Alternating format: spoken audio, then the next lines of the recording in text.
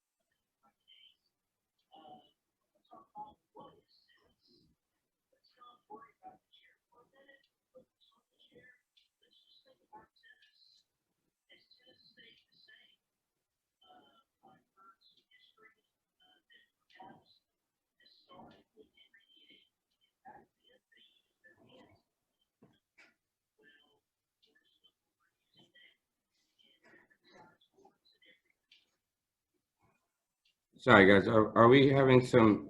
Could you guys hear that? Not very well. All right, hold on one second. Let me try something else.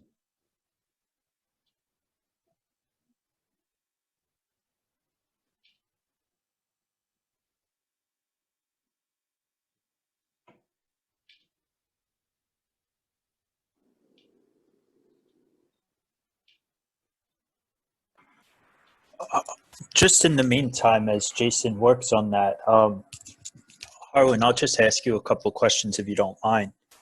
Um, what are some of your favorite memories since you got involved in wheelchair tennis? Well, gosh, that is a great question. There's great memories on a personal level, as far as like doing exhibitions, um, in front of a few thousand people, even run roll exhibitions and sitting in press conferences like where James Blake and the Bryan brothers and the Jensen brothers and Sam Query and all of us were together. And it was very interesting sitting in that press conference because me and the other guy in a chair, we actually were asked a couple of questions. You have all these famous people there, and we were part of it. But that really is on a personal level. But I will tell you, the things that mean the most to me are on the programming side and instructing and programming, where you're able to come in contact with other people, with and without disabilities, who might be struggling or going through certain things, and they just want to try tennis, and to be able to see them grow and develop, people with disabilities able to come to terms with what's going on with them. Uh, Same thing happened to me. And so to me, that is the best memories of the impact that tennis has, and it's a ripple effect. Someone came to me, gave it to me, and to be able to offer that to other people and it give them a different perspective on life. There's no award that you can get for that. That is the award, to be honest with you. Absolutely. That's awesome. And I'm sure we'll talk a little bit more later, but I think Jason is ready with your presentation. Yes, let's give it a try again. Thank you, guys. Being here and being a part of this. How's that? Is that better? Thank you for having me. I have been a tennis player since '01. Yes. Playing in a chair. I'd never played before. I've been a tennis player, and then in '04 became a PTR instructor, and a few years later a clinician, and actually am the clinician for the instructing wheelchair tennis course that will give a little more or a lot more in depth than what we're going to cover today. But tennis has been absolutely amazing, and I'm happy to share this with you. So jumping right into it, or rolling into it in my case, we want to talk about, well, what is tennis? Let's not worry about the chair for a minute or focus on the chair. Let's just think about tennis. Has tennis stayed the same? I heard some history that perhaps this started with Henry VIII, and back then they used their hands to play. Well, of course, look what we're using now, and different size courts and everything. So it definitely has changed over the course of time. And the thing about it also is that whether you're in a chair or running, you play differently. Everyone plays a little differently. Yes, there are similar or basic mechanics that we use for forehand, backhand, and all of that, but does Andy Roddick serve like Andre Agassi, or does Andy Roddick return to serve like Andre Agassi? The answer is no. We all have different ability levels, different athleticism, and our personalities come into play with tennis as well. So it definitely is a little different for everyone, although it's basically the same. And so tennis has not stayed the same forever. It's definitely very dynamic. And so in '74, it became dynamic when Brad Parks came on and started using a wheelchair, and he wanted to play tennis. So the way he worked on it and adapted things to it was the main thing was 2 bounces of the tennis ball. And the reason for that is lack of lateral movement. This is how I would have to laterally move, and that is impossible. So it even advanced and became adapted for people with physical disabilities who would use a wheelchair. So I like to call everything tennis. I just do it from a chair. So doing it from a chair, I mentioned a minute ago, there is not lateral movement. I cannot jump sideways to get to the tennis ball. So what do I do? Because now, just like your other running players, some are faster than others, some have more athletic ability, so you're constantly adapting it, if you will, to their abilities and their ability to move as well. So with doing it in a wheelchair, we have to think about, well, how will I move getting to the ball and after point of contact? And the way that you do that is, first of all, where do I need to begin? And you begin with you and everyone as instructors, we say a recovery point.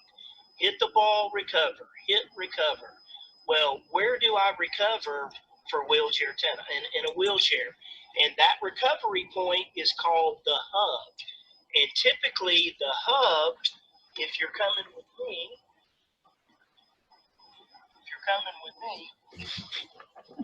the hub is behind the baseline. So here I am, a few feet behind the baseline. Definitely for beginners, this is where you want them to be because they're not moving as well, they're not recovering, and you want them to be back a little bit. Over time, the hub will change, and we'll talk about that in a minute. But I'm here at the hub, and what I want to do in wheelchair tennis, the movement pattern is the letter V. So you're moving in angles instead of forward or laterally.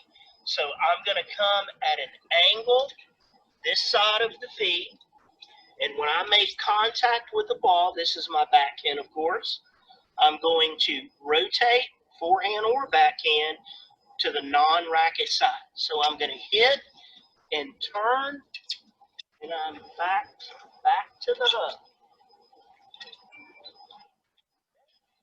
Here's what it will look like. Hit and turn. Okay? So, when I come at that angle and make contact with the ball, what I want to do is hit and turn, get out of that turn. So I'm going to hit and immediately drop my racket, push out of that turn, and come back. So it's hit, drop the racket, get out of the turn.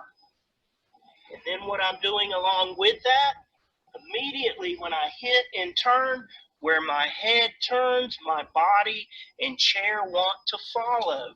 So I need to turn my head, look at the hub where I'm going to recover. Now, I've looked at the hub, but I'm not looking at my opponent. So what I need to do is hit, look at the hub. When I begin pushing, turn my head and look across at my opponent. So it's hit, look, and push back to the hub. Okay, this is the V pattern. When you're instructing, this would be like a hub drill. You're hitting and back to the hub, hitting, back to the hub. Okay, so that's the basic mobility pattern for using a wheelchair, because I cannot hit and go laterally. When I go at an angle, I can look over my shoulder to look at my opponent. And as you teach more, what you'll be doing, like with your other students, is teaching them to hit the ball according to how they move. What you're really trying to do is teach movement and balance and execution. Tennis. Move, be balanced so that you can execute the shot. And you're going to come across different people with varying disabilities that is important for you to know, and you'll see their limitations, but your task is to develop what they do have. And if I have no use of my core due to I can't use my stomach muscles, my abs, you're not going to challenge me to reach and contact as high as I can reach and pronate. I'm going to be off balance. So you're going to make an adjustment with me. It might be a contact point here, which goes from continental and turns a little. It could be a little, it could be a lot. But if that works for me based on my abilities, that's our job as instructors, is to locate those abilities and develop them like you would any tennis player. Again, John might be as slow as Christmas or molasses. Are you going to go, come on, go, go, go, go, go? You should be coaching him for his shot selection to give him the best opportunity to get back and be balanced and execute the next shot. That is our task.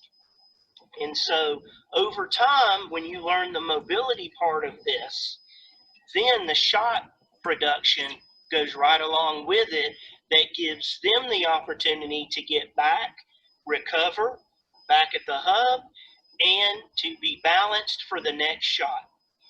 And one thing I will add is that your hub can change, and it's based on the shot that you make. If I hit a really hard forehand, especially right at my opponent, how much time do I have to recover? My hub might be up here somewhere. So what we're trying to do is develop strategy and shot selection that gives them the best opportunity to recover. Okay, so those are the main points of the mobility part of it. And just knowing your players, it would not hurt to research various disabilities or diagnosis to know what the common things, like if they have spina bifida, would you be using latex TheraBands for training? Probably not, because typically, not everyone, but a lot of people with spina bifida have latex allergies. So why not just in the beginning, if you're going to use things like that, go ahead and invest in non-latex products. And so those kind of things would be very helpful to know the similarities, but also what you need to do when learning the similarities is also realize we're all individuals. Running or rolling, we all have different abilities. And so our job, once again, is to, yes, we may identify what they cannot do very well, but we then need to focus on what they do very well, and of course, develop their game accordingly. So I have only talked about tennis. Other than the difference in the mobility pattern, everything else is exactly the same. You may adjust the contact point a little if they can't use their abs to back a little, because you want them to be what? Balanced. So balance is the key so that we can execute the way that we need to in order to win the point. So this is just tennis. Thank you very much for having me. Enjoy the rest of the day.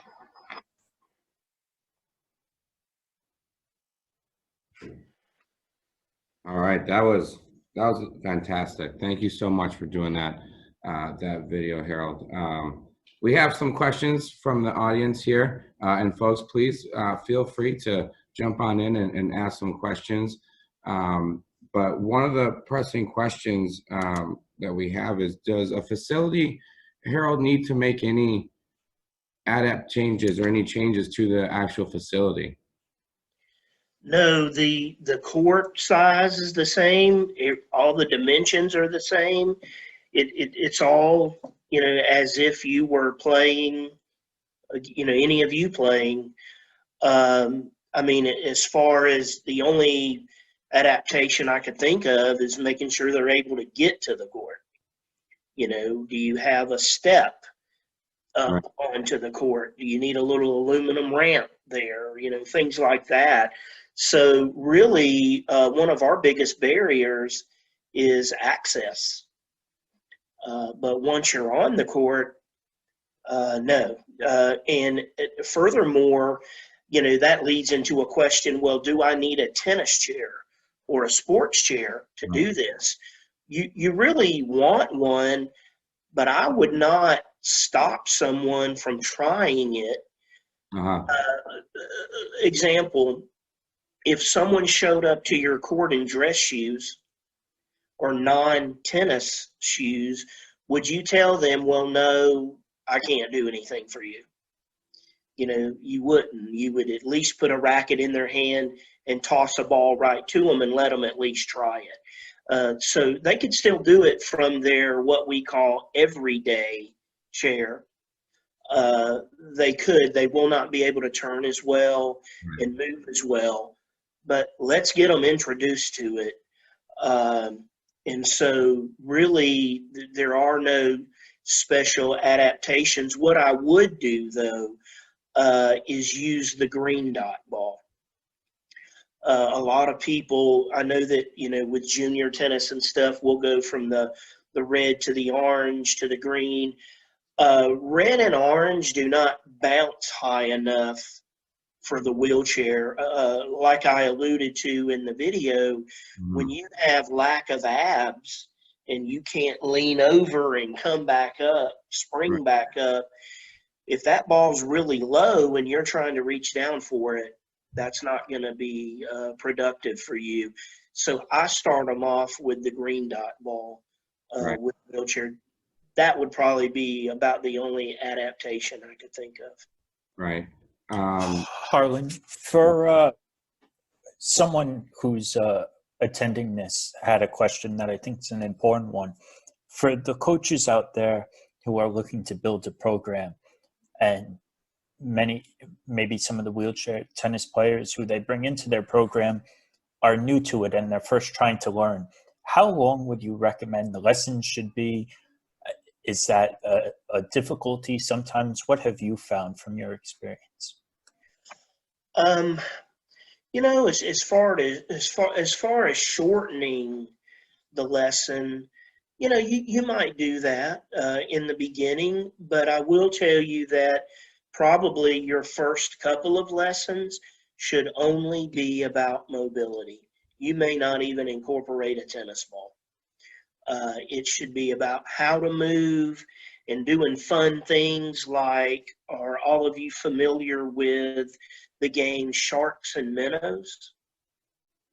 Did you play this in the pool in the summer? And well, you can play this same kind of game after you've taught them how to hold the racket, which I didn't cover in the video.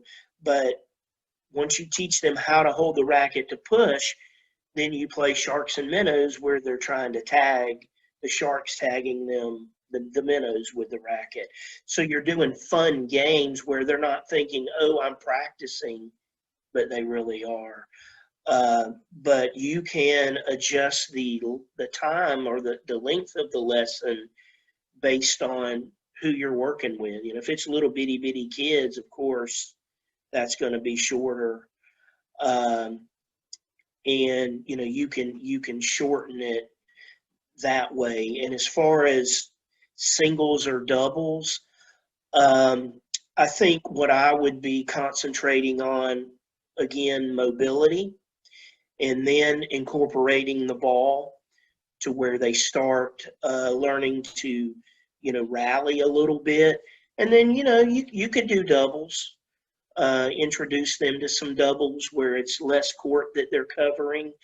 And again, the emphasis I want to make here, it's based on ability. You're going to have some who may not advance so quick, and others, they're boom, boom, boom. They pick it up and they just roll with it.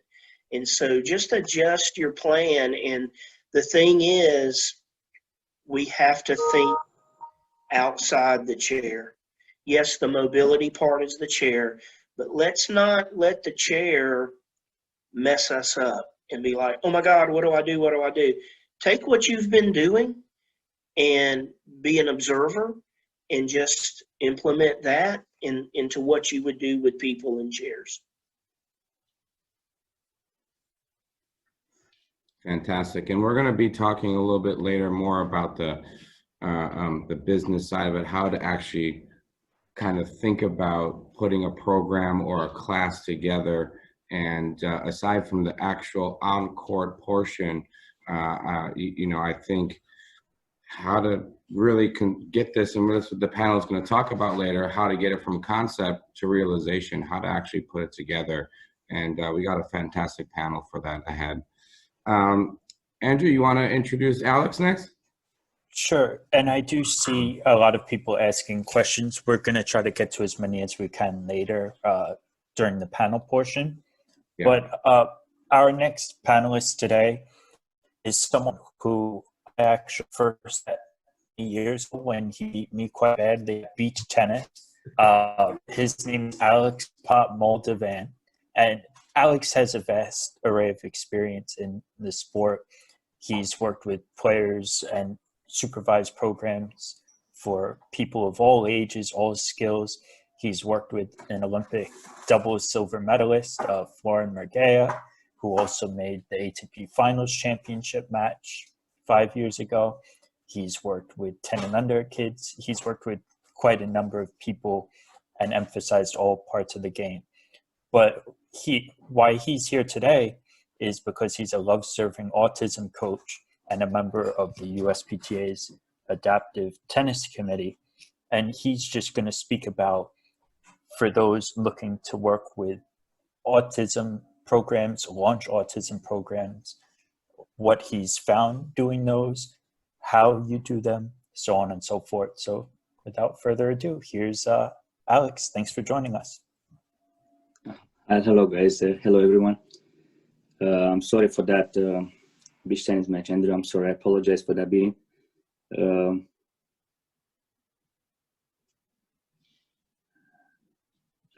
you all hear me now? Yep, we could hear you, Alex. Yeah. So my name is Alex Popmolovan. I'm from Romania, living in the States since 2013.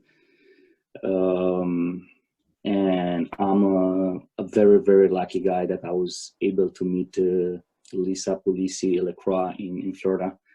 And she introduced me to her foundation, and I was able to become a love-serving autism coach. I just want to start with an apologize because I couldn't share my presentation through my screen, so I'm going to ask Jason just to move up to the next page. He's going to go through my presentation. So I'm going to just tell you a little story about me, how I got involved in her foundation, in her program. So we met in Florida. She just asked me if I want to join one of her classes. And to be honest with you, I was pretty anxious, I was kind of scared of not doing the right thing with the kids. And I don't know, actually was not ready to do it. But she explained to me the steps, and and what I achieved after, and how I feel now when I just I'm able to share and teach these kids, it's amazing. So what I just want to tell you about, like, I'm fulfilled. So if one of my students is winning a tennis match, or one of my pro athletes are winning a match, you're successful, you feel happy, everything is fine.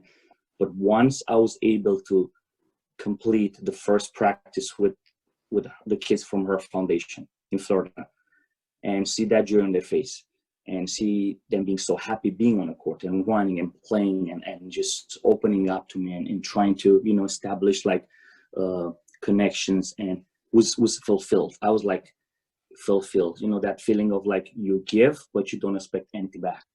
That smile for me and that happiness just made my day. And since that day, that was like 3 years ago, I'm trying to stay as active as I can, and I try to help the kids in the foundation just to keep going.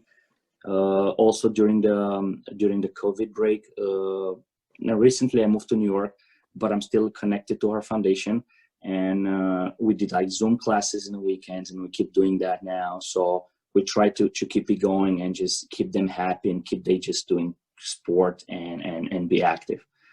Now, as we all know, the tennis is for everybody, and doesn't matter the physical ability, the intellectual abilities, the race, the religion, anything. So it's an everybody sport, the way I call it, and we achieve so many things through this sport. So that's why I'm happy that I'm part of the foundation. I'm happy that I'm here with you today, and I can share from my own experience. A quick briefing on my presentation. I'm going to have some slides about what it means to be, what it means the adaptive community. I have like 4 main categories of populations with the disabilities that I'm going to talk about quick. I'm going to present you a little bit our direction, and with the foundation, the life skills that we share, everything we do in the foundation. And I'm going to go through the lessons that we do with the red ball and orange ball, green dot, and also like a Zoom advanced class that I did during the COVID break. And after that, I'm going to just have some videos that I want to show you with some of the drills that we did at home. And after that, I'm a very like practical guy, and I like to communicate with all of you. And I feel better I cannot see you now and just invite you with me on the court and share from my experience. But I'll try my best just to answer to your questions and be very active, be proactive. Okay, Jason, can you please move to the next slide? Thank you. So now I'm going to define the terms adaptive and inclusion. These 2 terms are very important for our program. What it means adaptive, it refers to modifying or adapting an activity to meet the needs of an individual with special needs. For example, like in Love Serving Autism, everything we do, we adapt, and we implement communication visuals for program participants who are nonverbal to engage in tennis classes.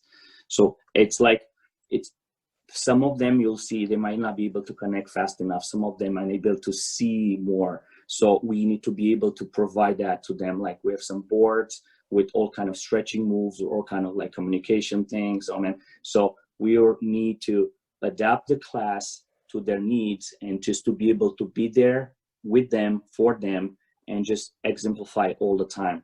And everything we do, the format of the class, the intensity of the practice, the communication level, it's different. We're going to see in the next slides.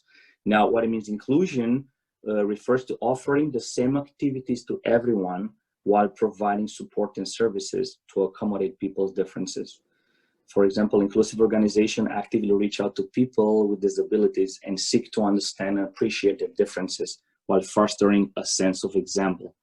So, for example, a kid that's gonna join an after-school junior program at your club or at communities how you call it, community facility, or like so we try to do this and just to try to teach the kids tennis by including them in programs with other kids and just make them feel like they are part of the society and they just can do everything we do. Can we please move on to the next slide? Now, the way I said, like USPTA, recognized 4 main categories of population conditions. The first one is developmental conditions or disabilities. Second one is physical conditions or disabilities. And it's another one, emotional or psychiatric conditions or disabilities or environmental situation or conditions. While each of these sets of the adaptive community may share characteristics, you'll see, it's also important to understand that each of these communities will have specific needs to be addressed in different teaching techniques that will produce better outcome. But what's the main idea? It's important to understand that each of these groups wants to have fun, to be engaged, and to be treated with respect. For reaching out to these communities, it represents, a great opportunity for us to grow the sport. As you all know, tennis is not an easy sport to play. Like till recently, when we developed the Tennis 10 Under program with smaller courts, smaller rackets, different type of balls, was not an easy sport to play. We all know. Now it's becoming easy because we have so many tools. We have so much knowledge now. We just develop so many amazing tennis programs for Tennis 10 Under, and we can adapt everything for people with special needs. So now tennis, it's playable for everybody now, and it's a live sport. At the end of the day, tennis is a live sport, and we want to share that with these kids and with these individuals. Now, of course, that we're gonna just get into some barriers to adaptive community, like lack of education, or maybe you're gonna say I'm not ready enough, or I don't have anything to learn. That's why we're doing this Zoom meetings, just to be able to teach you what to do and just to share. Now we're working on a manual for adaptive tennis. Maybe there are not enough courts in some communities. They don't have enough, tools, balls, rackets. For sure, USTA and USPTA, we're helping. We're gonna help people who wants to start like something like this, a program with all kind of tools. I'm gonna let that for Jason talk, or Lisa after that. But we have to be open. It's not gonna be easy for sure. We got to be open. We got to connect with people that are already doing it. And Lisa she's did an amazing job with her foundation. She can share with you the steps that you got to go through, and don't hesitate to reach us. Now, let me go back, please, to the first category, like developmental condition or disabilities. So now we're referring on people with intellectual disabilities, with Down syndrome, epilepsy, cerebral palsy, autism spectrum disorder, that I'm going to present. My presentation is about today. What is important, like for them to see, you gotta shadow, the way I call it. You gotta show them what to do. So it's important to demo the activities, keep the verbal instruction to minimum, because their focus is not going to be long. So you gotta just be at the point, show them, tell them quick, and just start the drill. Establish a routine. They like routines. Utilize constant repetition, shadow drills. Praise students often. It's so important for them to feel that they do the right thing, and they just being like, they being seen by the people around them, by the volunteers, by the person that's in charge of the program. They need to be like praised with often, and we need just to keep the line short and feed students multiple balls to help them gain success. And the most important part you'll see on all these slides that I talk about the categories, I'm going to say the same thing. Use a kind, friendly, and pleasant tone of the voice. This is very, very important. The way we communicate with them, the way we smile, the way we just keep them all the time happy, no matter what's happening on the court. Now, the second category, it's called, Jason, can you please move the slide? It's a physical conditions or disabilities that refers to birth defects, aging, diabetes, hearing and visual impairments, loss of limb, muscular dystrophy, traumatic brain injuries. Now, gotta be seen. That's what I'm saying. It's a little bit different. This category, it's a little bit different. We gotta be careful to limit the anaerobic exercises, but ensure to stretch. Use lightweight rackets and balls, soft feeds, and smaller courts. give them more time to rest, speak slowly in them all the activities, try to keep the student and ratio, because of the movement, we got to keep the ratio small, mentor parents or guardian while having them involved. And the same thing, like the first slide, uses kind, friendly, and pleasant tone of the voice. What we do at our programs, we are just instructing the parents. Parents are active during the classes. Parents are allowed to go on the court, are allowed to be around the kid, because they need to feel protected. They need to feel like, you know, they see the same person that they see every day at home, a parent, yeah, or a mentor. Like, you just gotta be, or a guardian. We need to be sure that they feel comfortable there and they don't feel like an environment that they don't know anybody. Now, if we move to the third category, Jason, thank you. It's emotional or physiatric conditions or disabilities. On this one, we're talking about problems with consumer of mental health services. And I'm gonna repeat myself again. Use a kind and friendly, pleasant tone of your voice. Use words and praise. Maintain control and structure. Be flexible about participation. Some may need intermittent breaks. It's important for you to know, again, we cannot treat them and we cannot have the same intensity like we have on a regular tennis practice with a kid that's playing tournaments, or like, you know, the focus span is small. We need to be ready to adapt and change the drill if something's not working. Make them feel successful with everything they do and give them breaks. Let them rest. Don't push them too much. Now, the last category that I'm going to talk about, Jason, thank you. It's environmental situations or condition. I'm sorry for my accent. So we need to reward students with praise and leadership roles. We got to use a kind, friendly, and pleasant tone of our voice. Got to use visual scheduling, communication visuals to announce language skills and provide consistency for routines. Use targets during tennis class or virtual reinforcements. Teach tennis scoring basic rules.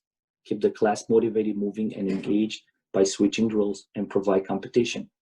Now, what we usually do, what we use at Love Serving Autism classes with boards, with stretching moves, with boards, with communication and visual, signs, gestures, wherever. So they need to see. It's very important for them to see and to, because some of them, it's hard for them to communicate to us. Now we're going to move to the next slide. Thank you. Now I'm going to just define the autism spectrum disorder. So I'm going to go to my main part of my presentation. So it's a neurodevelopmental disorder that impairs a child's ability to communicate and interact with others. That's why we're talking before about like try to talk, just help them to communicate, be friendly. You need to create a friendly environment, help them to interact.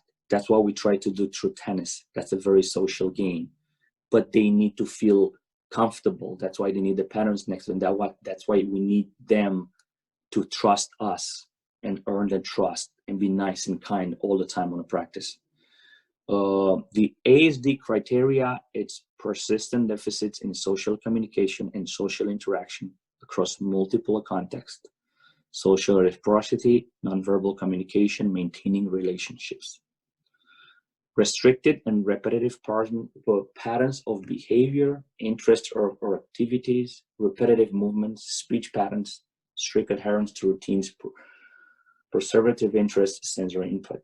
The symptoms prevent in early development. I'm not going to go through how you recognize a kid that has autism spectrum disorder. That's like, you know, I'm just not going to go through that. I'm going to stay strict to what we do and how we train them. Jason, can you please move to the next slide? Main question, why?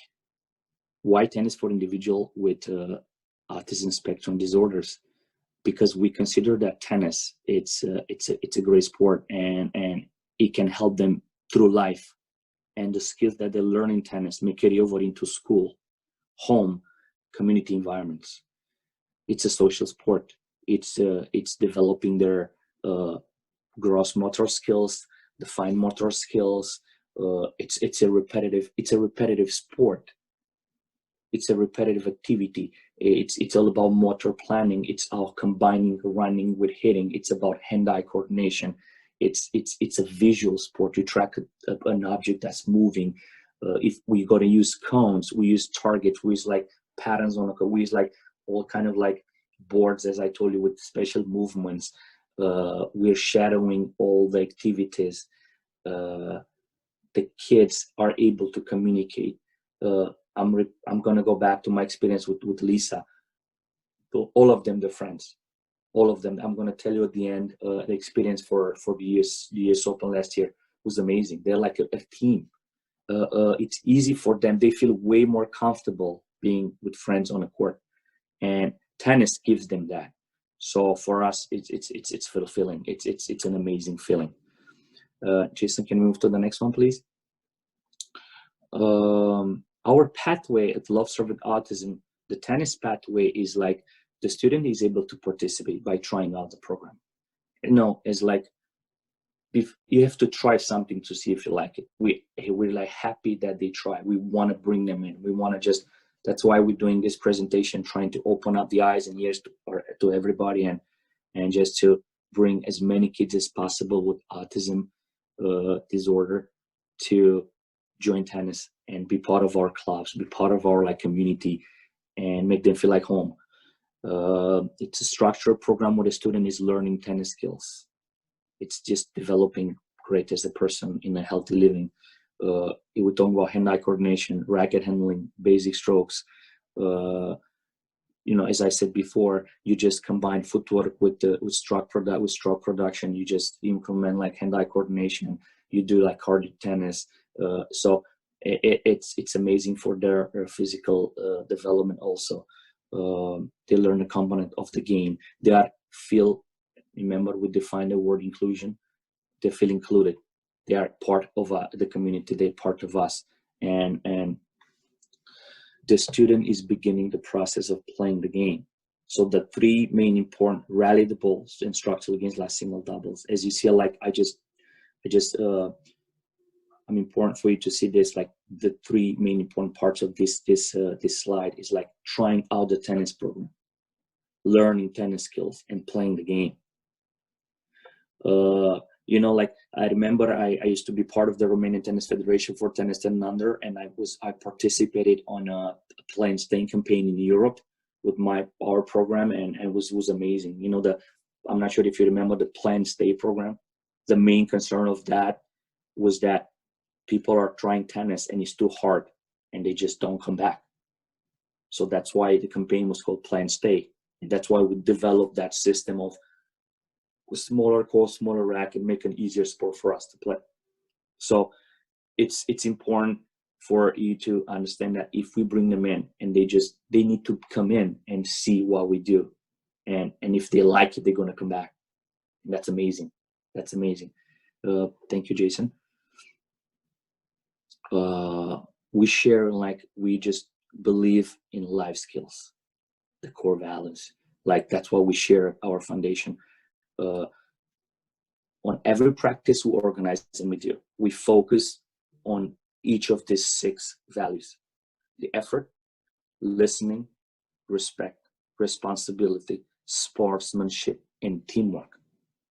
As you see on that picture that I attached to the slide, that was last year at US Open. We were lucky to get invited, and this, as I call it, our crew from Florida flew with their parents, and they had like an open play lesson on court 17 in Flushing Meadows. It was amazing.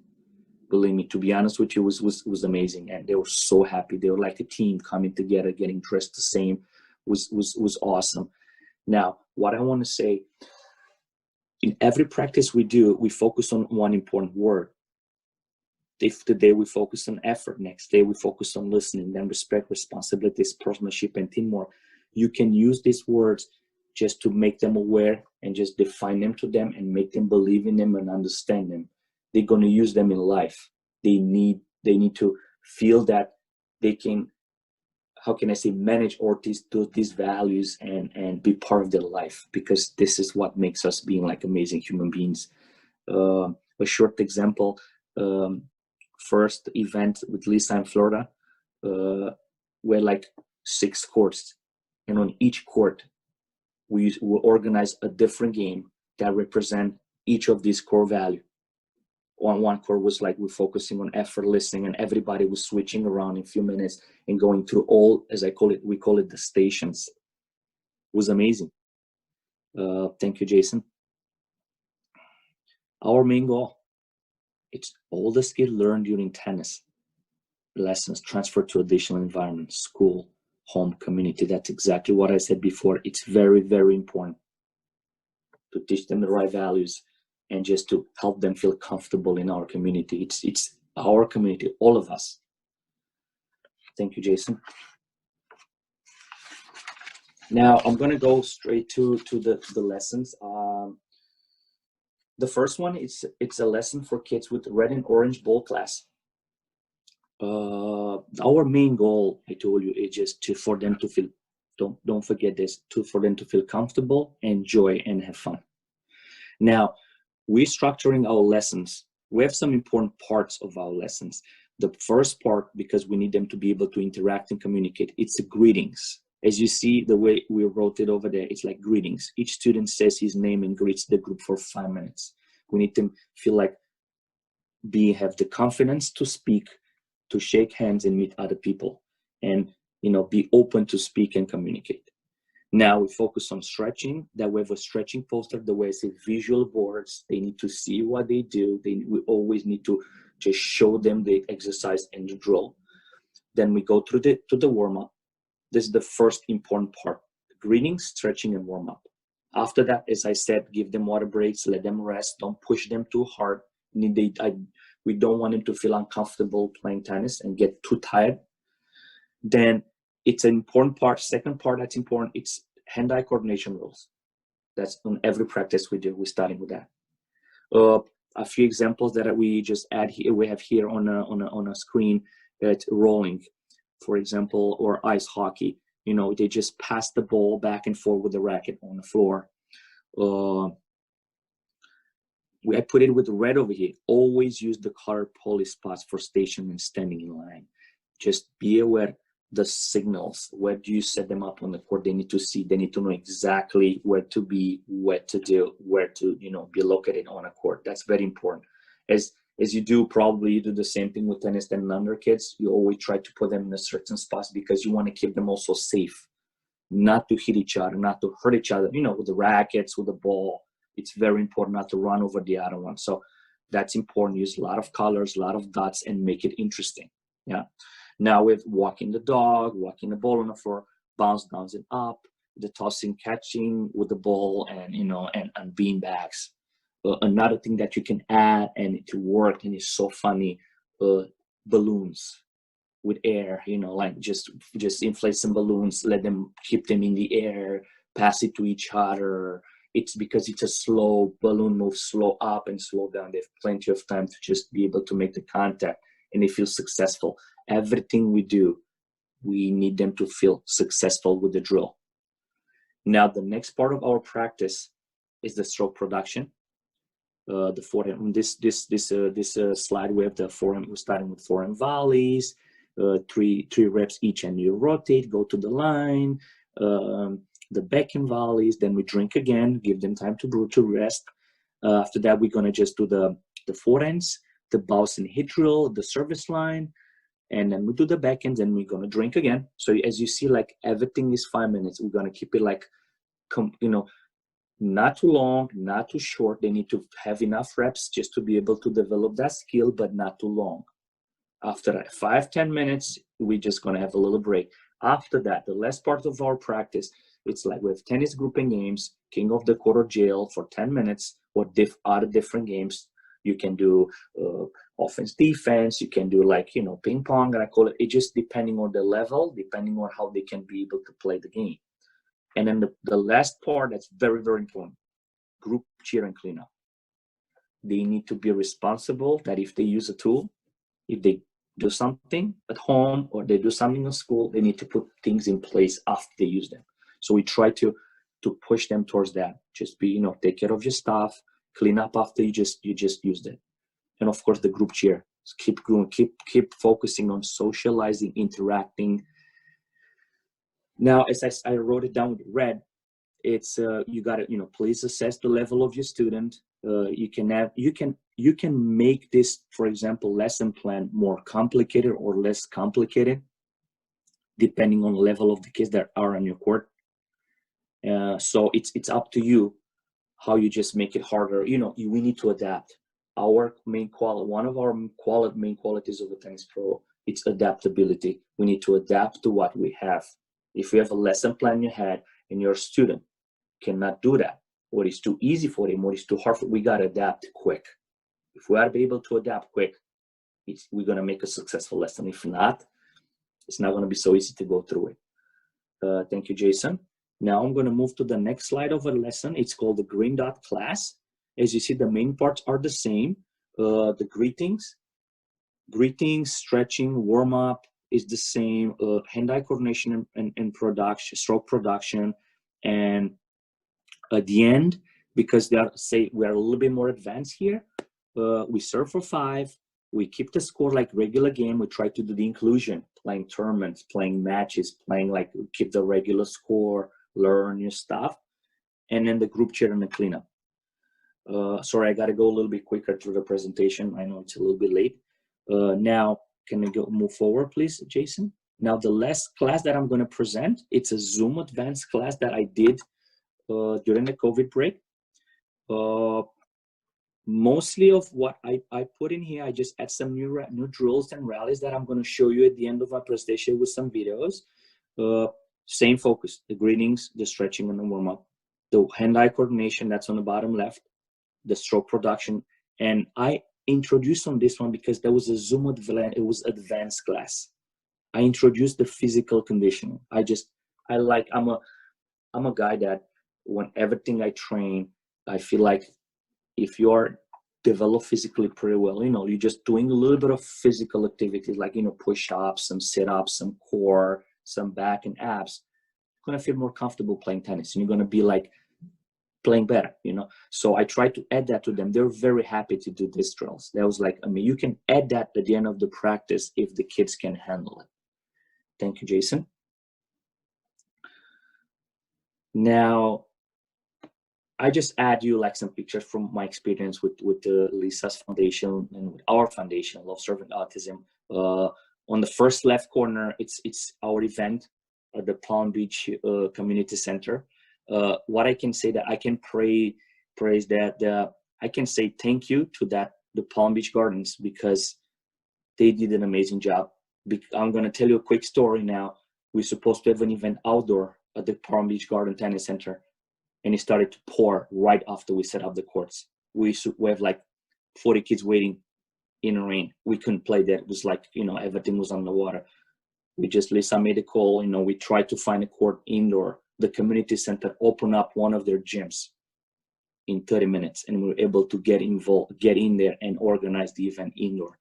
So that's why I want to just push this ahead. We need to be a team. We got to be able to come to talk and be able to help each other with this project. It's amazing. Now, on the top right is the Del Rey Open on every year. Love Serving Autism. They have an open class at Del Rey Open tournament. Down middle, it's a sweet kid. That was so funny. That was the US Open experience that we had. And on the right side, if you see, it's me.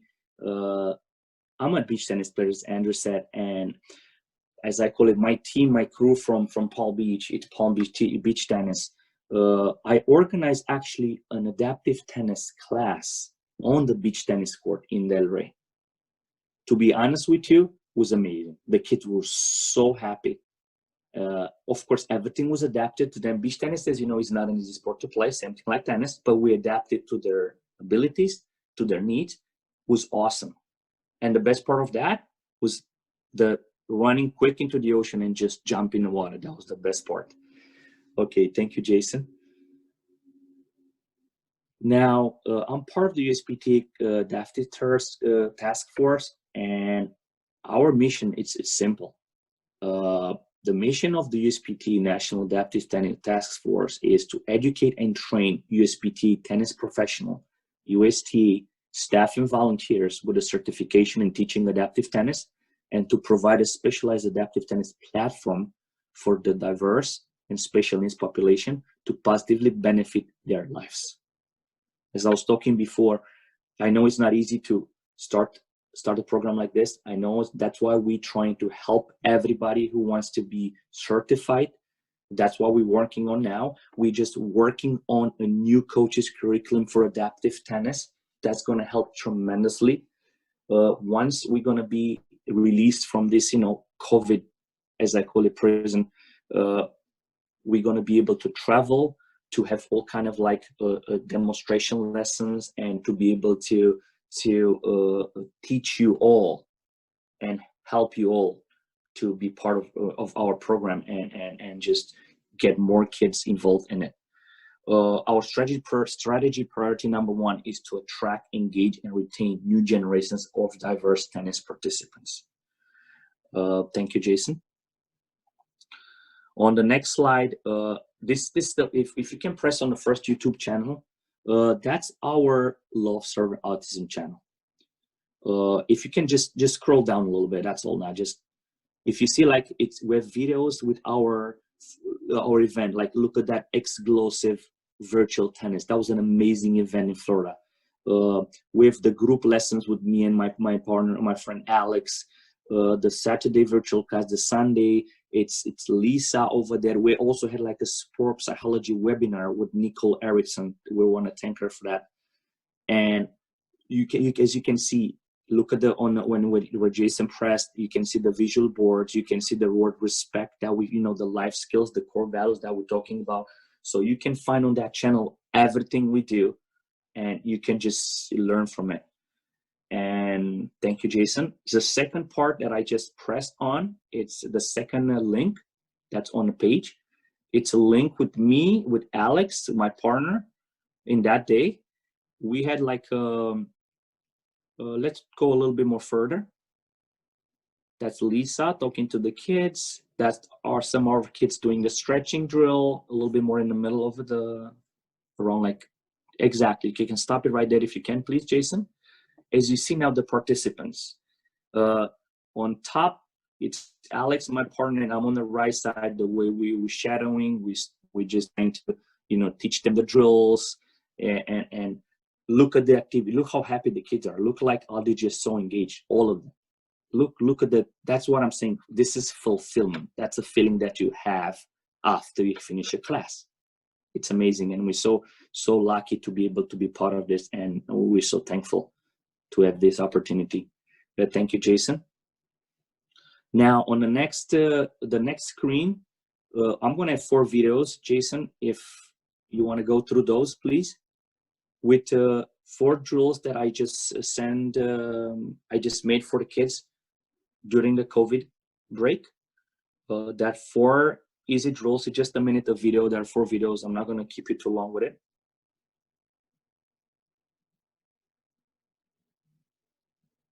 Should I turn off my volume?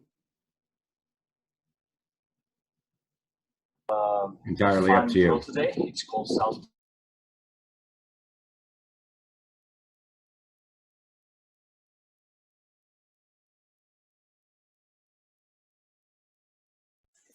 Jason, you just have to unmute yourself so we could hear the volume. Bounce and catch. So I bounce and I catch. I bounce and I catch. I bounce and I catch. Or I can punch it to the racket. I can bounce it to the racket and catch it. Now the variation we can add as a volley and catch. So I'm going to volley it and catch it. I'm going to volley it and catch it. Volley it and catch it. Volley it and catch it. You can do it as a coordination drill. You can do as many reps as you want, and also you can move side to side or back and forth doing the same drill. Good luck and have some fun. Hello, my name is Alex Popmolovan. I'm the Director of High Performance and Pickleball at Glenhead Racket Club in Long Island, New York, and Love Serving Autism Coach. I'm going to present you today a fun drill. It's called Bounce Tap the Pyramid. So what are we going to do? So I'm going to show you the first part of the drill. First, we're going to bounce the ball, and after we're going to tap the ball. So we're focusing on controlling the ball, bouncing it to the ground and tapping it out. We're gonna use both sides of the racket, and we're gonna just also like improve the handling of the racket. So the way it's gonna work, we're gonna bounce and tap one, then one, then 2 times, then 3 times, then 4 times, 5 times, and we're gonna go down after that from 5 to 1. So it's gonna look like this. Bounce once, tap once, bounce 2 times, tap 2 times, bounce 3 times, tap 3 times, bounce 4 times, and tap 4 times. And again, 1, 2, 3, 4, 5. 1, 2, 3, 4, 5. Now we're going to go down to 1. 1, 2, 3, 4. 1, 2, 3, 4. Of course, you can move when you do this. You can make it harder if you move and you go sideways. 1, 2, and variation, movement, adding movement.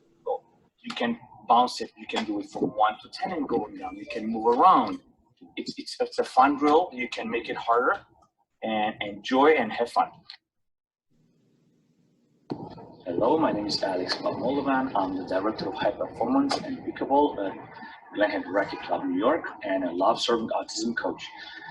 Today I'll present you a drill called Beat the Wall or Beat the Garage Door. In my case, you're just going to need a gym ball, a basketball, or a soccer ball, and you're just going to play out the point. We're going to serve, we're going to hit a point, we're going to hit backhands, we're going to hit volleys. Now, the point is focus on the proper footwork for tennis, like the split step, focus on your U-turn, focus on the rotation of the core and rotation of the shoulder. So focus on your whole body and try to play out a very nice, interesting point. So let's play one point.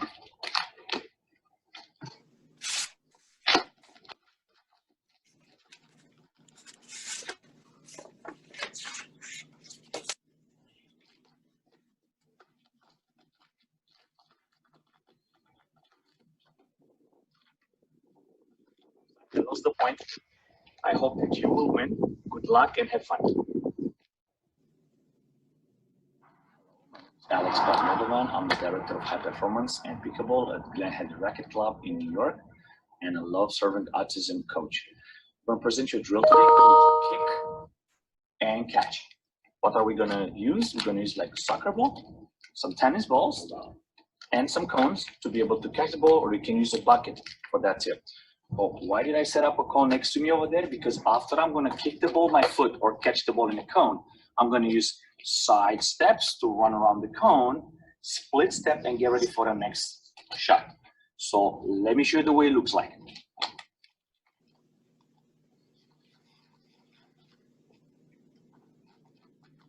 Kicking the ball now, and now letting it bounce and catching the ball.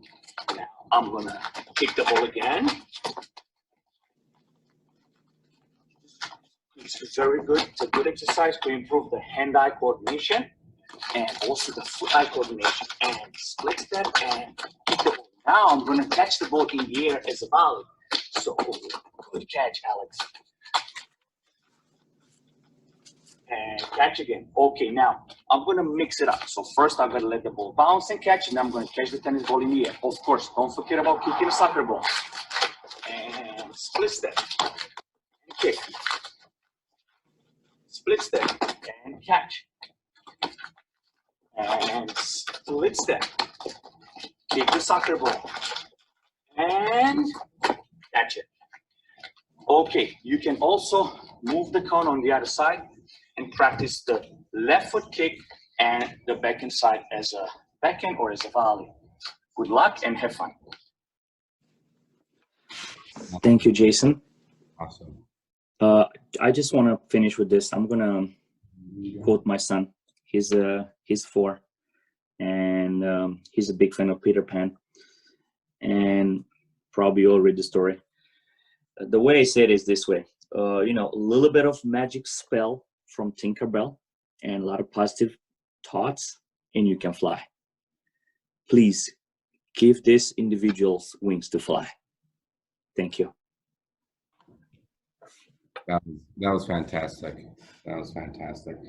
Very, very powerful stuff, Alex. And I think your message and everything you're doing on court and the passion, I really hope everyone's seeing the passion that you have and fulfilling everything is. You know, for me, watching you, one of the key things that, you know, I think is important that you also said is just how you treat everyone different. You know, like your Olympic players, you're going to treat them different than your high school juniors. Your high school juniors, you're going to teach them different than your U8. You know, and having that variety in the way that you teach, I think that's fantastic. Thank you, Jason. Thank you so much. Andrew, you want to ask a question here? Let's see. We got a bunch of them, I'm sure. Sure. Yeah, we did get a bunch of questions. One of them I think is interesting, and you sort of alluded to it, is how you have to talk to these students. And what would you do if you have a student with autism who you're meeting for the first time, or even if you're not, and they're maybe a bit shy, and how do you sort of address those situations to try to get them to feel comfortable with you? So I can show you something. If you remember my second slide of the presentation, when I was telling that I was happy, there is a picture with me and a kid. I was new at the program, was my first time on the court, and I just invited his dad to be part of the program. And he was still not like, you know, when I was getting close to them, because I was new in Lisa's foundation, he was not like, you know, and to be honest, Andrew knows me from playing beach tennis. I'm bald and I have a beard and I look kind of mean, but I'm a super nice guy. But I don't look like, you know, I'm not that beautiful. And what I did to connect with him, I turned my hat around. So he had the turn hat. If you just see that on the second slide, he has a Mickey Mouse hat like this. What I did the same thing with my hat. So I said, we're on the same team. Nobody else from here. We have hats turned the way I'd have it. So I tried to connect with them and just let the parent get involved in the program, because he needs to have a familiar figure next to him, and try to just feel him a little bit. Do something to make him happy, make him feel that you're his friend. You're part of his day. I think that was great. And one of my questions was going to be, you know, can you give us like an anecdote of how like you had a situation that you had to turn it around? And I think you literally had to turn your head around and turn it into a fantastic experience. No, I think it's fantastic. Hey, Jason, can I add something to that? Yeah, please. So in my research for my preparation, Alex, you're right on. Harlan, amazing. And you know, the current research for autism spectrum disorder is how do we keep our kids actively engaged? And to do that, we need to connect with them right where they're at, and that's exactly what you did. You know, I know we're in a COVID prison at the moment, but once all this lifts, you know, everyone's going to get the tools and the tricks and all of that. But I think you can't get the heart of what comes from someone who wants to connect and adapt, whether it's the wheelchair program, whether it's children who have differences. I don't necessarily look at them as disabilities, but you met the child where they're at and included their family, because I think more than anything, having them feel that level of trust is key. And that doesn't come from words, actually less words, but it's a sense, and you've met him where he was at. And I think if we can just remember that, that's the only lesson plan that you really need to follow, is that you're meeting your kids where they're at. So, And you're completely right. Yeah, like 100%. You're right, 100%. That's fantastic. And everyone, you just met Laura Finelli. She is one of our panelists. And this is kind of the message that we're trying to get through this panel and through these workshops, that this is possible. It's you guys, we've given you 2 presentations so far with some actual games and drills to do on court. You have resources from these folks to really ask them questions. It wasn't perfect the first time that they did these programs. And it's really what I hope you're seeing, with this passion from everybody. Andrew, do we have another question for Alex, or should we just roll? Let's just roll right into the panel. I mean, it's already 12:20, so let's just keep this going. Guys, if you have any questions that are on here, please continue to add them into the chat box. We're going to move into our panel discussion here, and as I just mentioned, we talked quite a bit about actual games and drills to do on the court. And I've invited this fantastic panel here to actually talk a little bit more about the programming, how to start a class, how to start a program, how to find marketing, how to create marketing, how to do grant writing. We also have on this panel, we have two of the same presenters. We have Harlan Matthews on here, who we introduced earlier. We have Alex that's going to stay on. He's going to be talking with us a little bit more. But we also have on this panel, we have Lisa Pugliese Lacroix. Did I say it right? Yes.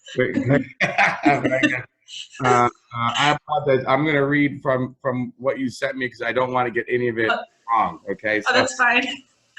Lisa is a USPTA and PTR Elite Certified Tennis Professional and a speech language pathologist in the field of autism.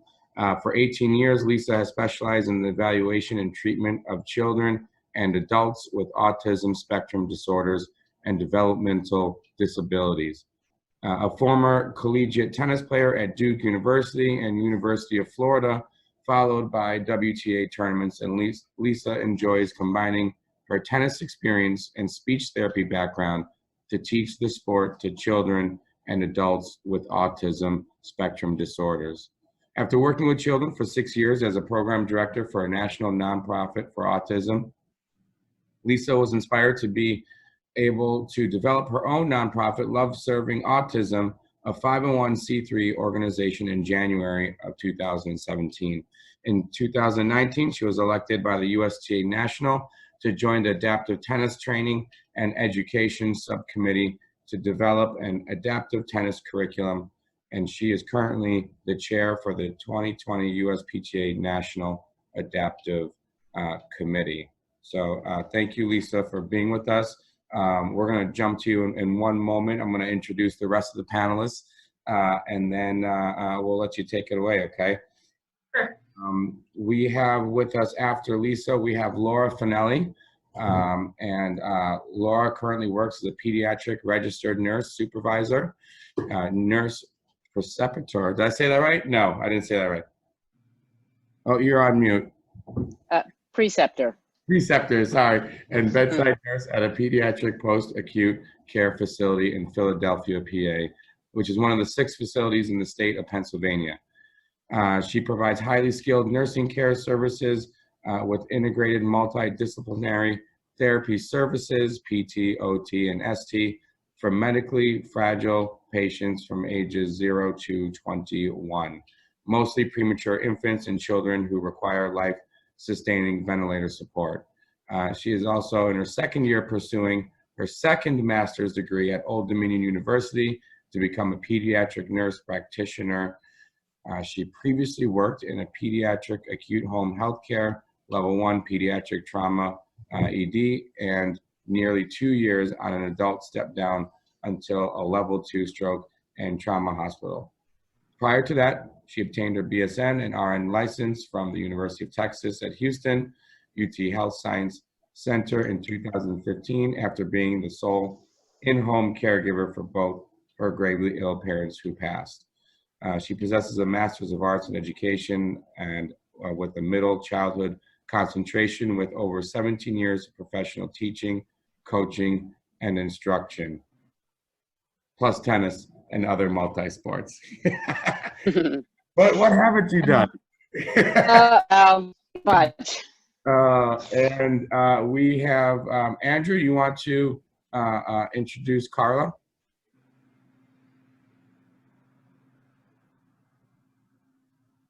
Oh, there he is. Oh, you're on mute. I'm doing great. So Carla's actually not on, but Carla, like I am, is a district president with USPTA Eastern with the New Jersey section.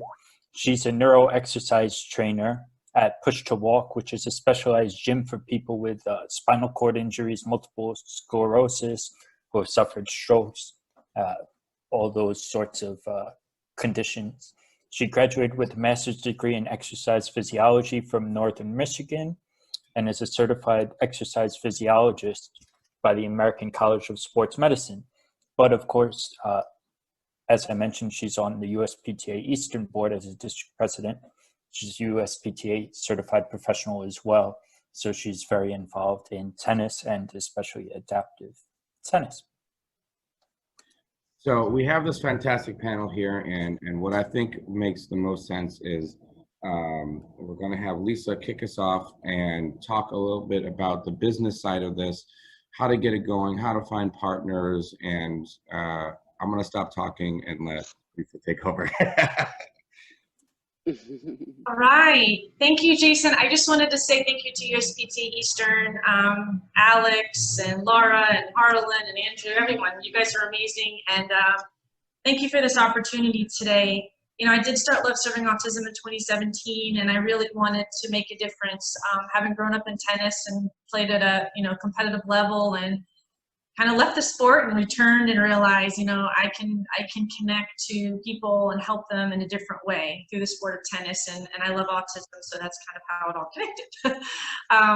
So I wanted to share my screen today a bit about, how would you start an adaptive tennis program? I mean, you guys know I specialize in autism. But what I wanted to talk about today is, whether you are interested in working with children with autism or any type of intellectual disability, there's Special Olympics, there's all types of programs. I'm just sharing right now kind of like a contract that we created with USTA Florida, who we're adaptive partner with. And it goes to facilities kind of about, what we're looking for when we start a Love Serving Autism program.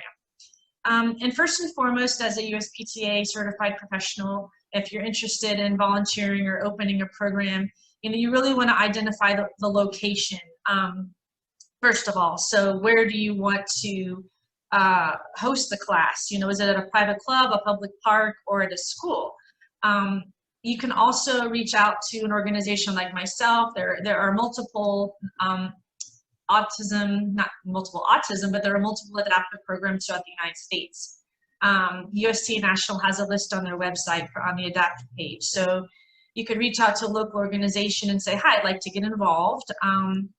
What we recommend for number 2 is there must be, for instance, for our organization, someone trained and certified to teach the program. So if you're a USPTA pro, you don't have a lot of adaptive experience, that's fine.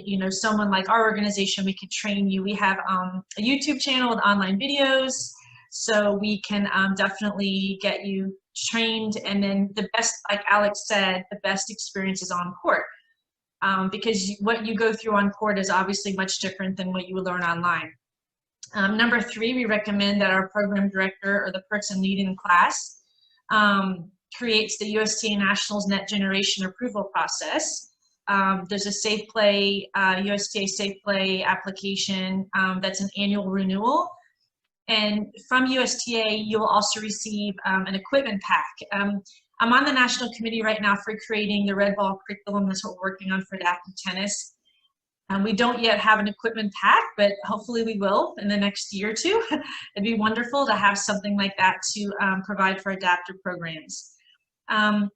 The next step, it's important wherever this facility is that they have some type of storage for equipment. I do have a few stories of, and you can ask my husband. I was recently married in March. He's a tennis pro, Kyle Lacroix, but I did have to get an SUV because I've been carting tennis equipment around. And then I started to realize maybe it's important I find, equipment storage at these facilities. So most of the schools have some type of space, whether it's an after-school program or a public tennis center.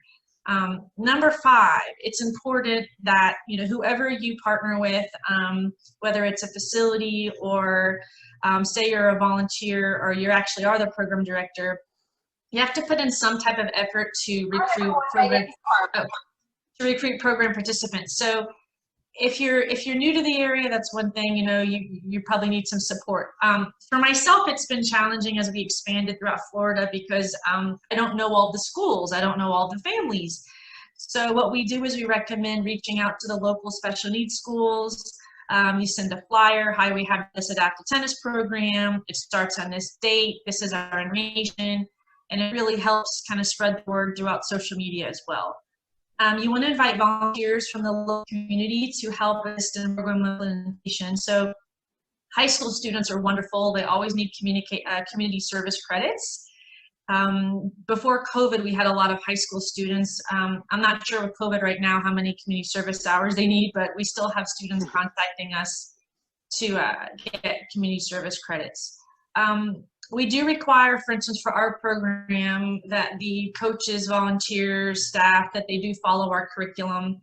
The reason is because we specialize in autism, and children and adults with autism may learn a bit differently than an individual with Down syndrome or cerebral palsy. You know, every child, like Alex said, everyone is different. They learn differently, and our curriculum is more suited towards individuals on the spectrum. But we are open, obviously, to anyone who would like to participate in our classes, even if they have some type of cognitive impairment.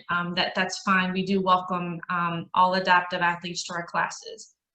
Let's see, number 8, it's important if you are a coach and you're a program director for one of these classes that you provide feedback to the organization, to for instance, someone running the organization. You know, how you report every 6 weeks, you know, this is how the class is going. I really think we can work on this, because, you know, as these organizations grow and develop, someone, for instance, like myself, I'm not always at all the programs. So we really rely on essential feedback from our program directors. Number 9, that you collaborate with the organizations on fundraising. It really makes a difference. I know Laura Finelli, who's on this call, lives in Pennsylvania, and before COVID, you know, we wanted to work together on opening a program in Pennsylvania and also hosting a fundraising event, because it raises awareness for the program. It develops an understanding of, you know, more about what these families go through raising a child with autism, and it really creates community inclusion. So it's important, in addition to the program, that you step out of that box and say, what else can I do to connect the community? Let's see, where am I? Number 10 would be, for instance, for our organization, we like everyone to use our logo. We do have banners that we printed. So we're working right now, which is an exciting new project, on a banner to hang at the tennis courts with all of the communication visuals. So the children can walk over and point, you know, use the sentence boards and the visual schedule. So that's a work in progress as we speak. Hopefully we'll have those available in the next month. Use social media platforms to market the programs and special events. So, you know, if you're running a program at a club, it's great to post a picture about the organization or the classes. You have approval from the families. We do have a media waiver on our registration, so any families who do not want their child to be on social media will let us know in advance. Most of the families are very open to it. They love to help in any way to promote the programs. And I added PR on the bottom. That's just, if, you know, for instance, if a news station ever comes and wants to speak to a pro, that, you know, you speak to us in advance so that we can prep you on our mission, our vision. So it's important that we're all working together as a team, like Alex said. As far as, I just want to go back for a second. We do actually apply for master liability insurance with the USPTA. So as a USPTA pro, if you start a program for adaptive, most facilities will ask for a liability insurance certificate, and that is an annual renewal. And USTA will provide, it's around $250 for smaller organizations and around $600 for larger organizations per year. And they will provide you with a certificate to bring to that facility to show that you do have USDA's liability insurance to cover the program. Let's see, what else would I add? Purchase equipment. So we also do purchase equipment. Right now we're working with Head and Pen. We do order red, orange, and green dot balls and rackets and any type of modified equipment we order on Amazon. So if we want extra poly spots, if we want extra targets and cones, agility ladders, I usually order them on Amazon, and then we ship them to the programs. I think as far as inviting volunteers, we did create, as you know, Alex showed you our YouTube channel, and our YouTube channel does have a few volunteer training videos. So if you guys would ever like to learn more about our organization or if you wanted to contact me, you're welcome to anytime. But we do have, due to COVID, I started creating more online content so that anyone can log in from anywhere around the world, basically, and learn more about how to work with an individual with autism, you know, through tennis, and how to adapt and modify. One other thing I wanted to bring into to this presentation was Alex pointed out everything we do adapt. And you know, the children at first may be nervous or shy or introverted, but it's such a pleasure to see, you know, how they light up. And, you know, 6 weeks into the session, we usually do 6-week sessions, by the way, throughout the year. And they love it. The parents report that it increases their self-confidence. And the pros, I think the tennis pros, and even my husband who volunteers, you know, it brings a different perspective into your life as a tennis professional, because you guys work so hard. And it's actually something fun to do. It's a kind of breaks up the monotony of, you know, lessons all the time. It just adds another platform to your coaching career. So if you guys have any questions, I'm going to stop my screen share. Let's see. I think I did it. If you guys have any additional questions, please let me know. I know, oh, I see one about rackets. Oh, that was Harlan. Never mind. We do order the 19, 21, 23, 25, and 27 inch rackets, as well as the red, orange, and green dot balls. And I'd say 80% of our programs are red ball, because that's introductory and working a lot on the hand-eye coordination and motor skills. And as they progress through the pathway, then we start to, as Alex said, challenge them more and more. Yeah, no, I love it. And you know, what I love is that, you know, you're able to show us that agreement and just kind of the whole process of what it looks like. And for some of you that are here, you don't have to know all the answers. You know, again, we will give you all these folks are here for resources to help you with this stuff. And hearing you talk about all this stuff, Lisa, it sounds like you're literally just starting another new program. Like, you would need balls, you're going to need nets, you know, you're going to need everything to get it going. But thank you for that insight. It sounds like you guys are doing a lot of tremendous work. I have one more thing real quick before I know Laura's speaking. Grant, I see a question about grant writing. I'm currently the grant writer for the organization. I don't have any formal life training, but USTA Florida has been wonderful. Their foundation, usually the different USTA sections have foundation grants that you can apply to, and they kind of walk you through the process. So USTA Florida Foundation initially helped train me a little bit on applying for grant funding, open programs.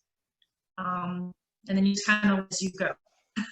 Yeah, well, thank you for that. Andrew?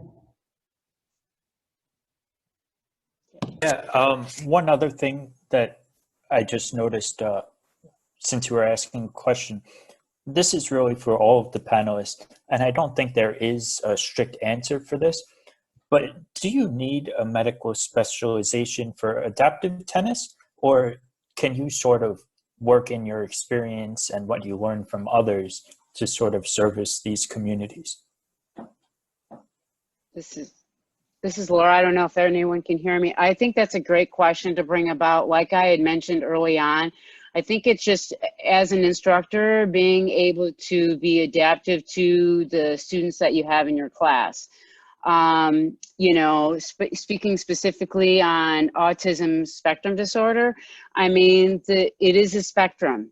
You know, it is, I think, a communication challenge. These kids are, and older adults, they're sensory driven.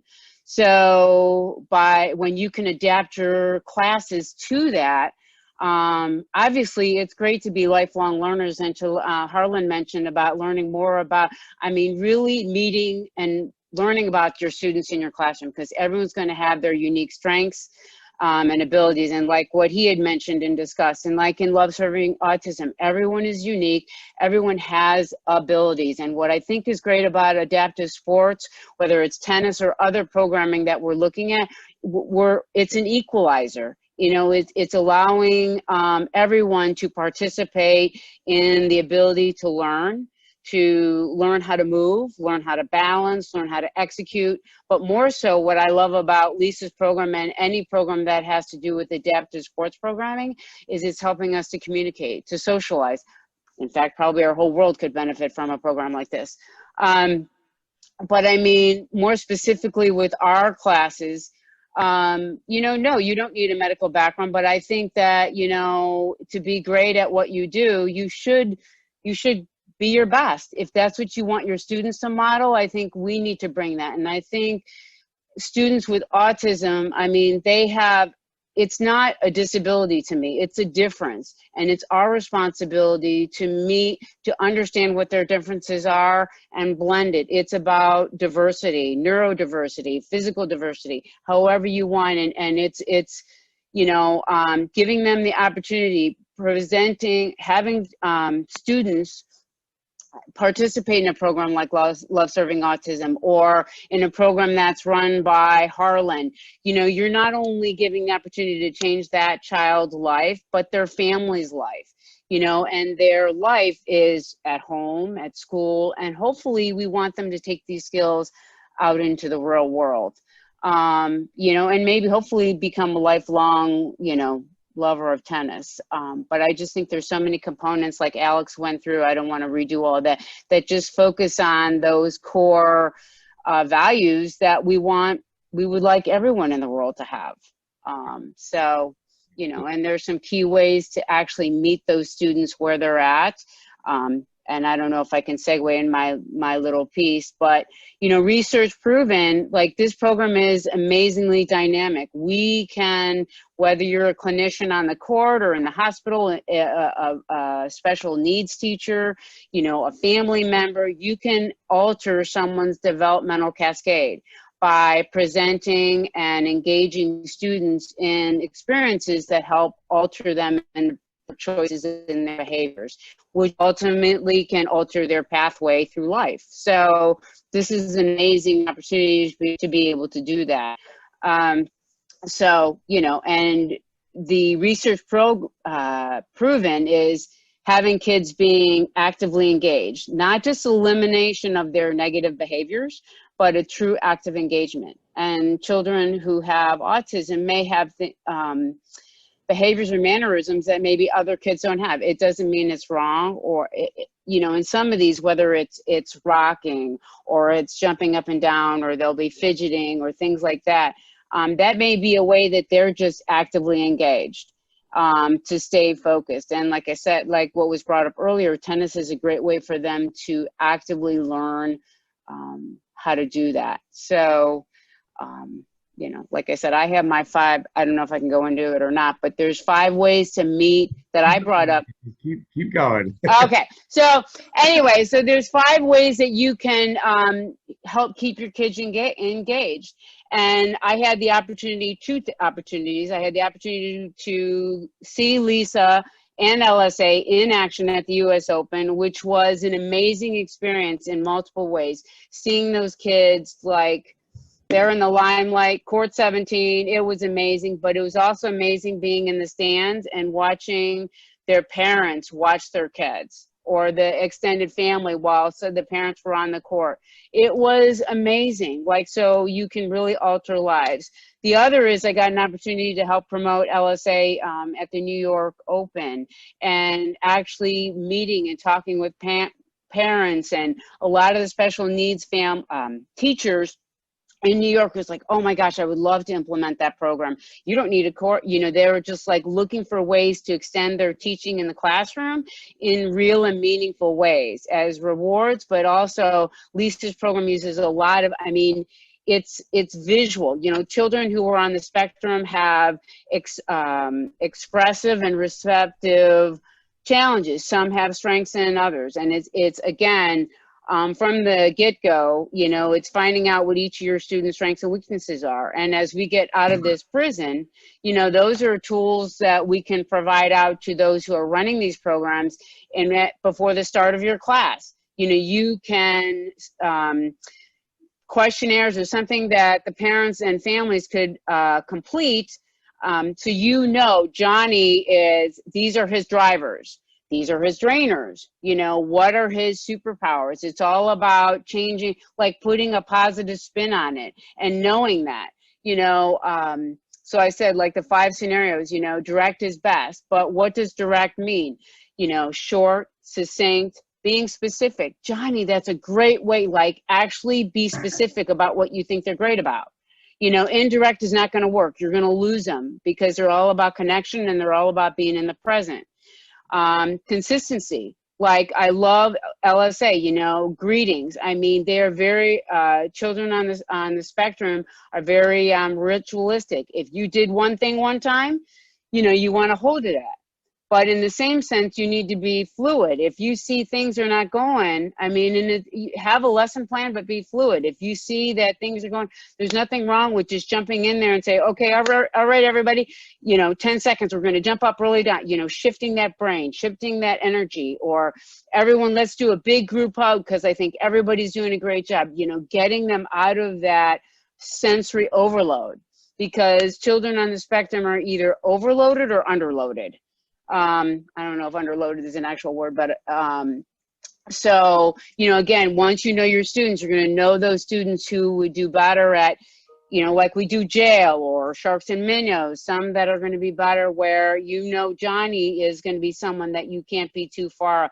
You know, Alex, that was great. You know what I mean? Like for some of these kids, just showing up is like the biggest thing that they can do. And you just build on that. You know, like sky's the limit. You know, they're already flying if they're already participating in this. You know, their families are looking for something to help their child connect, to help them. And tennis is fun. You know what I mean? We have them working all the time. If we can help develop their socio-emotional behavioral skills in a way that's fun, which to me LSA does, is great. So real quick is being specific, being gentle. You know, trying to come from that non-judgmental heart, like leave it all at the door. You know what I mean? Because we all have our abilities. Some have not begun to be developed and some are well developed. And I think it's amazing. We have high level players who are on the spectrum. We have amazing individuals in this world who are on the spectrum. So it's just drawing off those strengths to help them become successful. And children on the spectrum need to feel successful. And I think the world needs to see that they're successful as well. Eye contact is huge. It's a behavioral thing, but it helps them really connect. So, and like you said, wanting them to stay, it's not that they're going to remember all the drills and skills and all that. Did they feel safe and comfortable around you? I think that's the number one. And like Alex, like what you did, oh man, that guy's cool. He, like, you know what I mean? They may not even be able to put a word on it, but they know that when they're around you, that they're going to be able to see that they can fit. And that's the biggest thing. I have a lot of, there's so many literary resources, but I tell you what, if you want to find out truly about, this is by Laura Yarborough, and she's done other special needs care categories like Down syndrome, cerebral palsy, and it really focuses on, and also situations that can help you, as well as there's so many other resources out there to really understand autism. But, you know, like I said, you know, the handouts initially on being consistent and about constant engagement. You're going to find that you're in the middle and a child is showing that they need some space. And, you know, there's parents and volunteers on the court. So being able to just separate if that child is having sensory overload, you know, it can be sight, sound, smell, you know what I mean? And it's okay. It's about just being adaptive, and that's what we want, because they have these energy of, like, as one woman who was an adult, she has Asperger's, and she's like, I've got the energy of a Siberian Husky, but I like to drive like I'm a Mercedes Benz. So somewhere in that are your students. So, and I think ultimately it's going to make all of you a better instructor, because any great instructor is improving who they are and on and off the court, but they're learning more about their students and how you adapt your teaching to meet your students' needs. So, thank you. No, that's fantastic. Thank you, Laura, for all that. just hearing you talk about these things, you know, it is inspiring to be able to do something like this and to be able to put a program or just a class together. And Laura, I think you said it as well, you know, as you were describing this stuff, this isn't just for you know, for kids with autism or people with autism. This is for all of our kids, all of our adults. We have to be able to adapt and adjust for them. Thank you.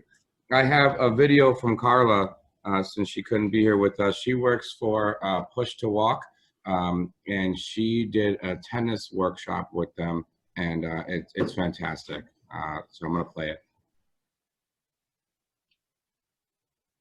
Hi everyone, my name is Carla and I'm a neuroexercise trainer at Push to Walk, a specialized gym for people with spinal cord injury, multiple sclerosis, traumatic brain injury, stroke, and other forms of neurological conditions. Since 2013, we have conducted wheelchair tennis workshops funded by grants from the USPTA Fund and now USTA Foundation. This has given the opportunity to get tennis players back on the court after sustaining their injury, as well as introduce tennis to those who never played. These workshops give the opportunity to play tennis where both able-bodied and wheelchair-bound players can intermix and be truly in an inclusive atmosphere.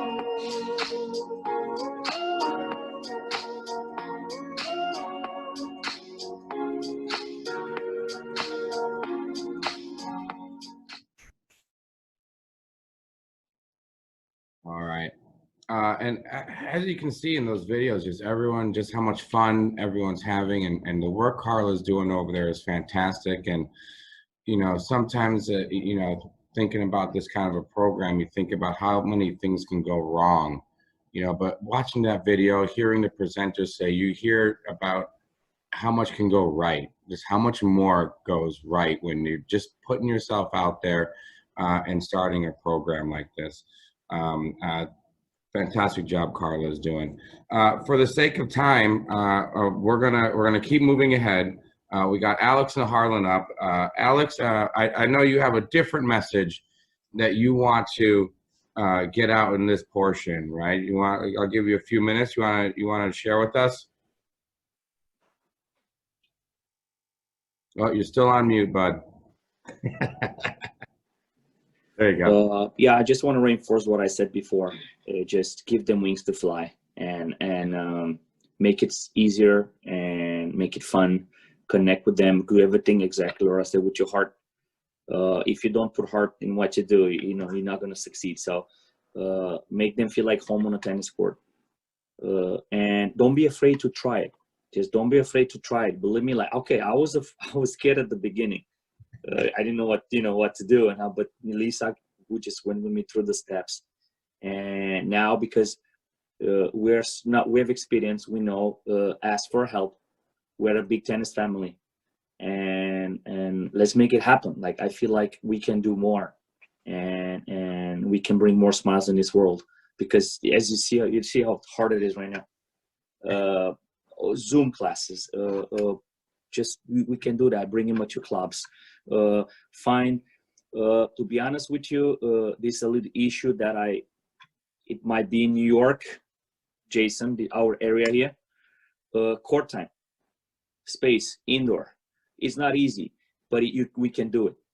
It just we gotta, you know, and I think that the best reward that we get, I told you don't do this to get something in exchange. You just don't. I don't want everybody to understand what I'm doing for Lisa's foundation. It's volunteering. She's not paying me to do this thing because I want to do it. It's in me. Yeah. I try to do the same thing and implement this in Romania. I just give them, you know, online. In Romania, volunteering is not an option yet. So I'm saying it's not about that. Yeah. It's what you do. Yeah. And how you do it. And everybody can try it. Don't be afraid to try. Don't be afraid to just ask questions. Do something that makes another person happy that day. Just feel fulfilled. That's what I'm saying. And I'm going to end up with this again. Give them wings to fly. It's amazing. The feeling is amazing. You just got to try it to see it. Yeah. No, I agree. Harlan, you want to? I think you have a more of a personal story you want to give us. Is that? Yeah, you know, I'll start out by saying, I think we're all doing the same thing here. We're trying to turn what most people think is tragic or tragedy, and we're turning that into triumph. And that happened to me personally. Because I've had a disability since '82, got to where I could walk pretty good with a noticeable limp, but stayed away, was not involved with anything with disability, because within myself, I wasn't one of those people, okay? But when I transitioned to the chair in 2001, tennis helped me come to terms with the fact that it's okay that being one of those people is part of my life. But what am I going to do with this? Yeah, people notice. They see me pull up in a wheelchair. So what do I do with that? What example and what kind of ambassador am I going to be for those that follow me? But tennis really helped me come to terms with everything. And so what felt tragic is now triumphant. And tennis really did that. And, you know, we all love what we can relate to. I can relate to wheelchair tennis, Lisa and Laura and Alex and others. This is what your field of expertise is. Somehow along the way, you've related to this. All of your volunteers somehow, most of the time, have been exposed in one way or another. A former classmate, a family member, what have you. So that creates their understanding and passion for this. And so luckily, we're all taking what we've learned and using it to help others that are coming after us. And so tennis really helped me discover my purpose. And so I'm very honored and blessed to be here and to be around other people, because we're like you, who are all in this same kind of bubble, and that is to give to others. Yeah, no, for sure. I mean, you guys are the heroes here. You know, you guys are the ones out there in the front lines doing this. You guys, and for our viewers, you guys are the resources that we have, right? Kind of like what Alex said. I'm sure first time we're going to do this, we're going to be super scared or nervous, but these are the folks that are here for us to help us with this program, get this kind of a program off the ground. And I thank you all for being here with us today. Andrew, is there anything else you want to add in before we clock out here? You know, I think you said it very nicely. One thing we'll do, I saw several of our attendees had questions. What we're going to do is we could pass along all of our panelists' emails if you have any questions, and I'm sure our panelists would be more than happy to follow up with you. But yeah, I mean, it's important, and thank you for everyone who came, because the more people on the front lines who are trying and learning, getting started is the most important thing. And our panelists and many people out there are happy to be resources, so we continue to promote adaptive tennis. Yeah, no, we will definitely, as a follow-up email, send everyone's emails here so that you can reach out to Laura, you can reach out to Lisa, you can reach out to Harlan, Alex, and Carla. I mean, they're doing great work. They have the experience and the knowledge. Now we just need more folks doing it. Everyone, thank you very much for being part of this panel and this adaptive tennis conference. This is going to lead perfectly into our USTA Eastern tennis conference in January, where we're going to have another panel. And hopefully when we can do in-person workshops again safely, we're looking to do an in-person, on-court, hands-on presentation where we'll be able to do some of this, take this off-court theory for about 45 minutes and then put it on court and have some fantastic folks come in that we can actually try and break that barrier, like Alex said, that first time being out there. Thank you, everybody, for being on the panel, for being on the call. Thank you, viewers, for being a part of this. And we've got a lot more to come. All right. Have a wonderful day, everybody. Thank you.